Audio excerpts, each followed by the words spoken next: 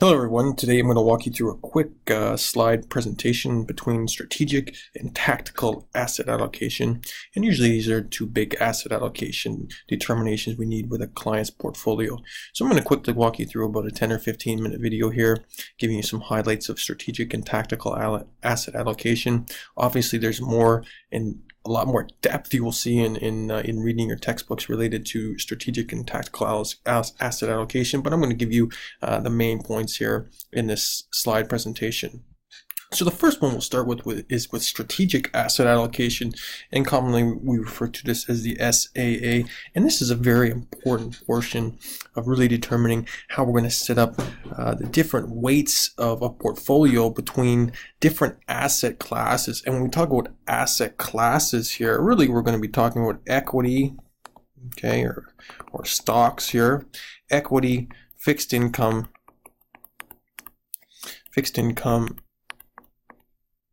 and what's referred to as money market or cash, okay, or cash here. And these are usually the three biggest asset classes we have. And typically when you see maybe a pie chart associated with these different asset allocations, you might see a pie chart that looks like this, and say we might put in 50% into equity, 25% into fixed income or debt, and then the other 25 will hold in some sort of maybe cash or money market equivalency. But now the question is, well, how do we get to this determination of how we should classify or reorganize a client's portfolio into how they should hold their different asset classes within there?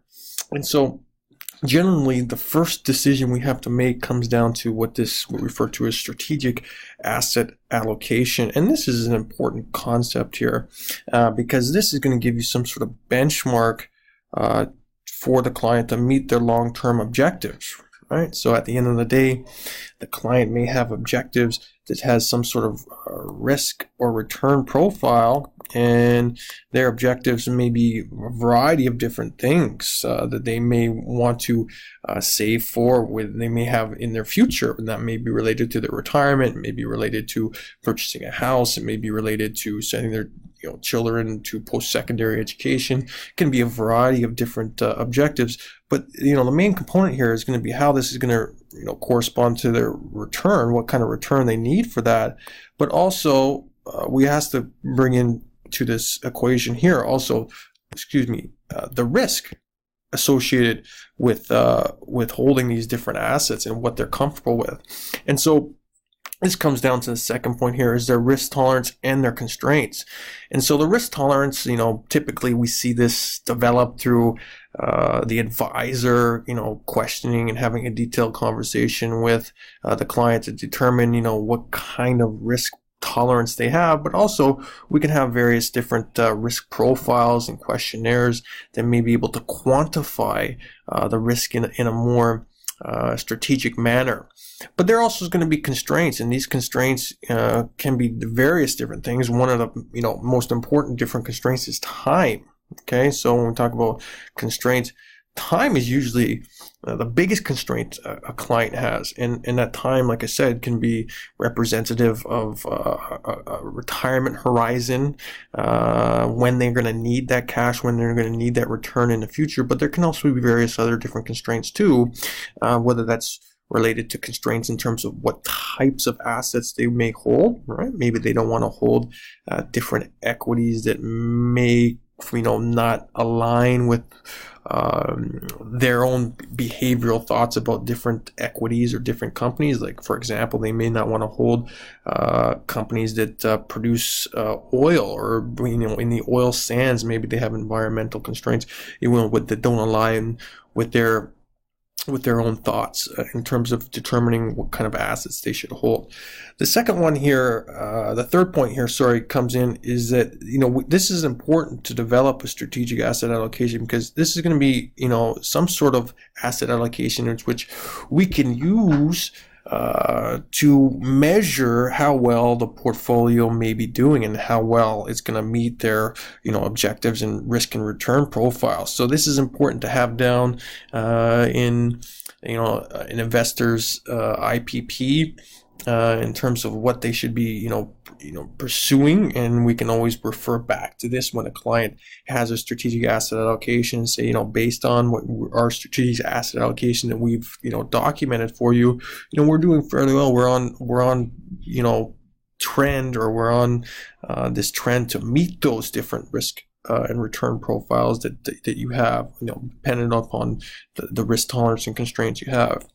The other thing is the strategic asset allocation. Once we do develop the strategic asset allocation, it has to be reassessed periodically, right? So this is not going to be something that we set upon the origination of, meeting the client and developing some sort of risk tolerance profile and their constraints.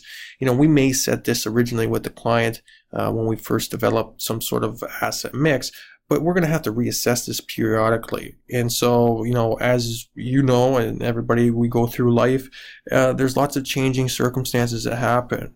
Okay, so whether that's job related, maybe you've acquired a new job, maybe you lost a job, maybe you have a kid, maybe there's other different retirement horizons that have come within the play.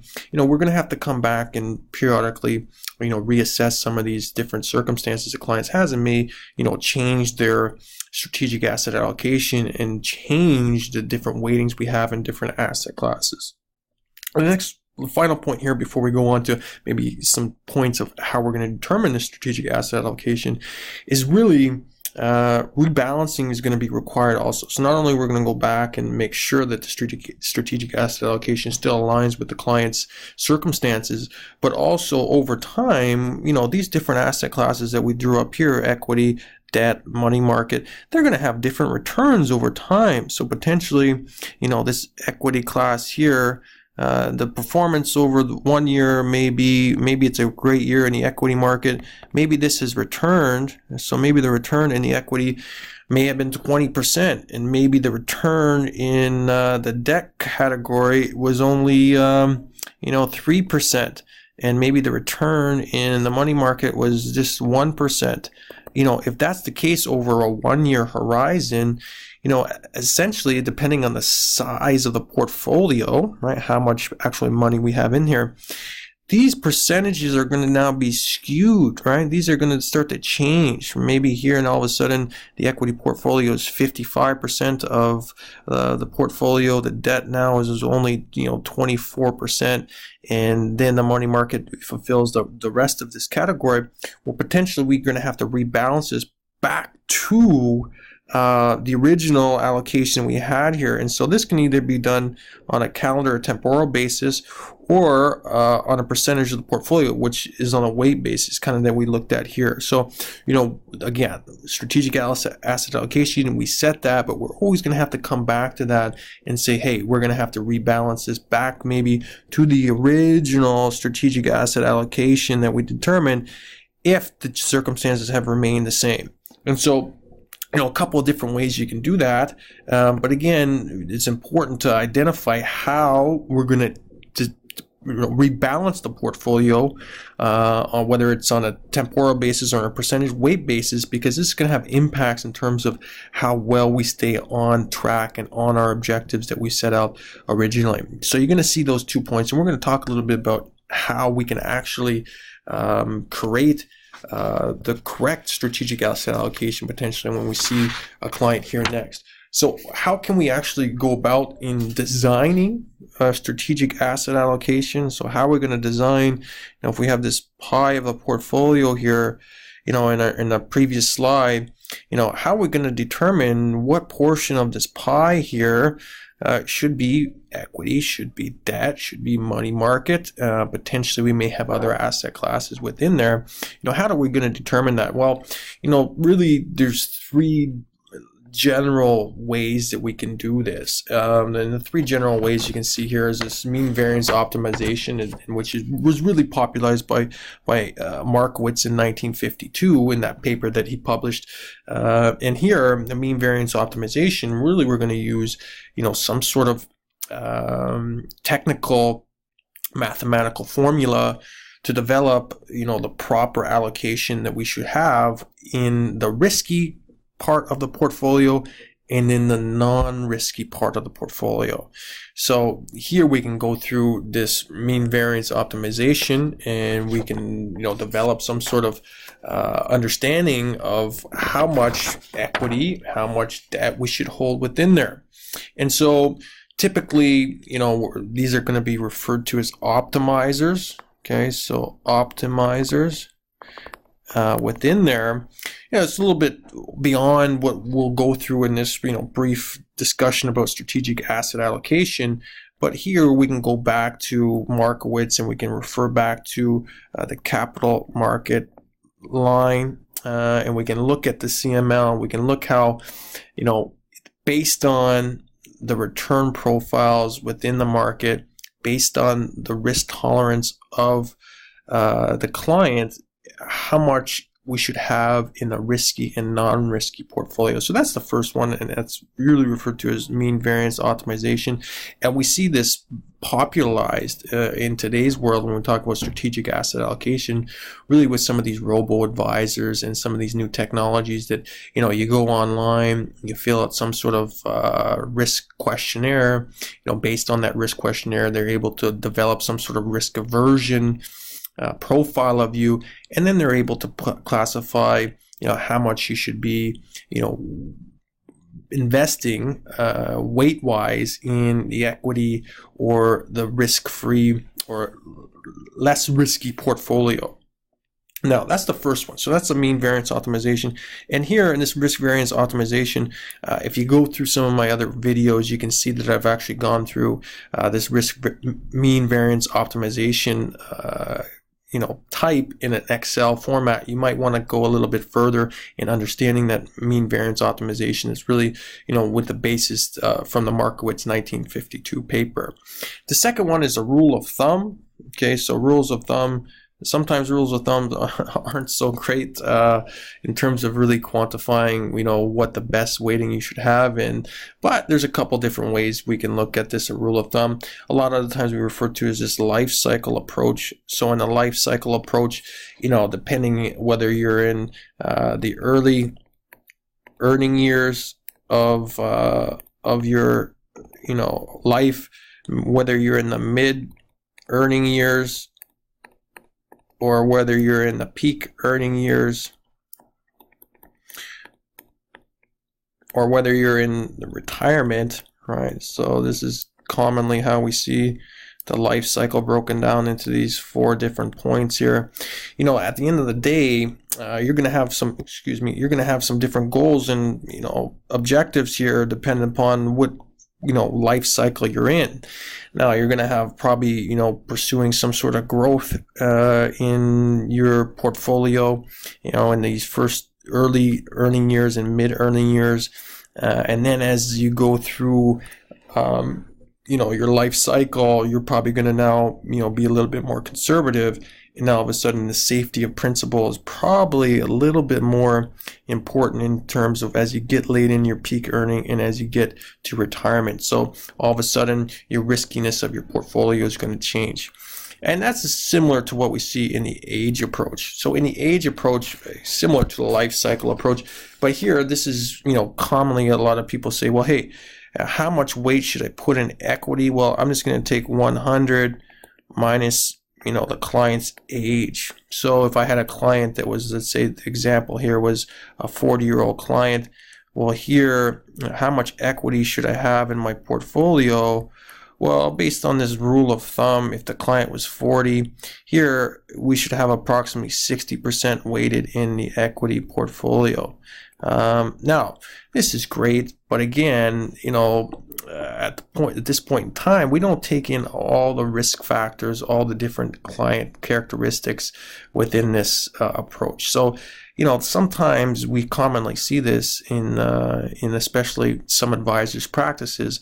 This may not be the best approach, but it may give you some sort of rule of thumb, and then you can kind of see how this corresponds back to the life cycle approach. Right? As you get a little bit older, as this number here goes up, your age goes up, all of a sudden the weighting to or your equity portion that you should hold is going to go down, and that's reflective of your changing objectives, right? Probably going a little bit away from growth and more now towards safety of principal. And the last approach here that you'll see is an ad hoc approach. So this is kind of an advisor kind of shooting from the hip and kind of using some of his expertise and his thoughts and his research. And he's just going to say, well, hey, I think that the portfolio, at this stage in your life and, based on these market characteristics, maybe you should have 70% in equity and 30% in fixed income. Okay, and this is just, like I said, kind of shooting from the hip here. And again, this may not be probably the best approach in terms of quantifying some sort of actual, real quantifiable way to classify some of your holdings. So remember, typically you see this pie chart, and so 3 different ways we can kind of, potentially design a strategic asset allocation. But again, generally, right at the end of the day, we usually want to just break up this pie chart in some way. Hey, in this case, we're going to hold 60% in equity. We're going to hold another 20 in, fixed income market, and then another 20 in money market. And we can do sometimes to decipher what's the best weighting for the client, either based on one of 3 ways here. The mean variance optimization, which I think is probably, the best, most quantifiable way to really allocate someone's portfolio, or a rule of thumb, or this ad hoc approach. So that's strategic asset allocation. Remember, if we go back to the first slide, this is going to be assessed periodically, right? We're going to set this originally when we have a client meeting and we bring on a new client, but these may change over time, right? Because at the end of the day, we're going to have different circumstances the client goes through. And it's sometimes very difficult to really decipher what the best strategic asset allocation is, because remember, we're relying on the client to give us all the information we need. And so if the client does withhold some information, if they don't give us their proper risk tolerance, etc., it can get kind of sticky in terms of how we're going to actually provide the best strategic asset allocation for the client. But that's what we mean by strategic asset allocation. Let's go into the second guy here, and the second point here, we're going to talk about tactical asset allocation. So in the previous slide there, we said the strategic asset allocation, we're going to put 60% into equity, we're going to put 20% into this fixed income or debt market, and we're going to put 20% into the money market. Now all of a sudden, if we decide, well, hey, we're going to stick with that, and not everybody has to have a tactical asset. This is really optional. Okay, so many clients may just say, let's stick with the strategic asset allocation, and we're going to hold to this going forward, and we're going to rebalance periodically on a yearly basis or on a weight basis. Tactical asset allocation kind of says if the client and the advisor decides to go down this route, well, hey, the asset mix may change or diverge from this original strategic asset allocation at some point in time to take potentially advantages created by short-term fluctuations or anticipations really of short-term fluctuations in asset classes. So, potentially, the research team from the brokerage that you have your account with maybe has given your advisor some sort of research that may say, hey, well, potentially, we anticipate equities in the upcoming year to outperform all other asset classes. So potentially, if we have a tactical asset allocation strategy associated with our portfolio, potentially then, if we went from this 60% equity, potentially the advisor may tilt that portfolio a little bit more heavily weighted towards equities and may take some weightings away from those other asset classes we saw there, money market and debt.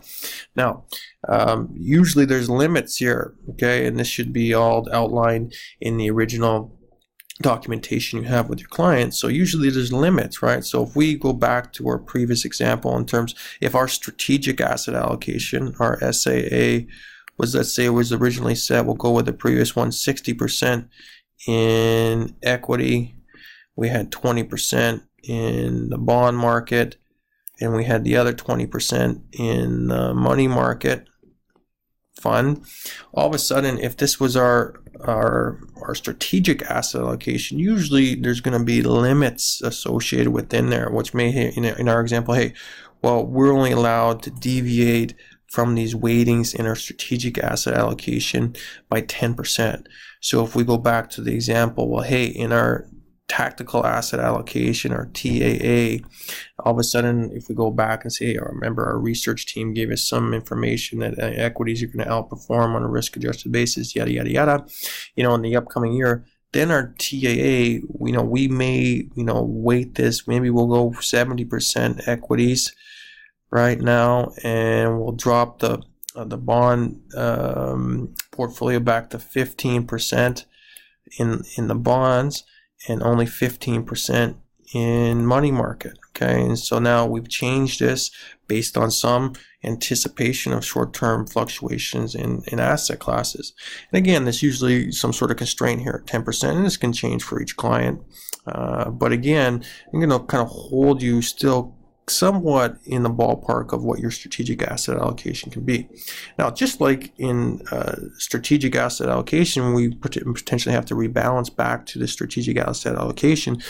The risks, right, can be significant in tactical asset allocation. Potentially, maybe you're wrong in terms of your research and what your dealer has told you in terms of what their anticipation of are those asset classes, and it can be detrimental to you, but it can also be potentially positive for you going forward.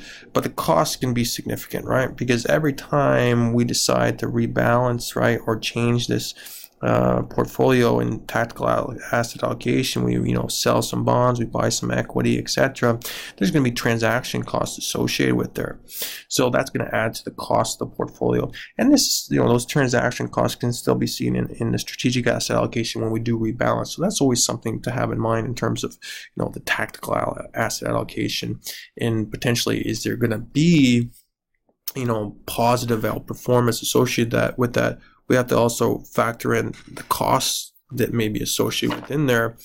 And also here, which we don't talk about in tactical and strategic asset, is where you hold these assets, right? So what type of accounts do you hold these assets in? Are you holding these in registered accounts, non-registered accounts?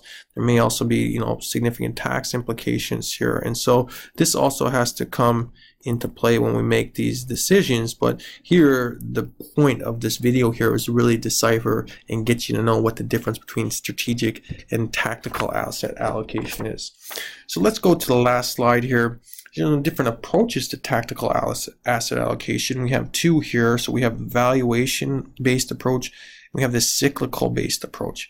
So in the valuation-based approach, at the end of the day, the tactical asset allocation is really, trying to identify asset classes that are going to be cheap, and when an asset class is going to be expensive, and really just trying to exploit the mispricings of these different asset classes and some short-term anomalies within there.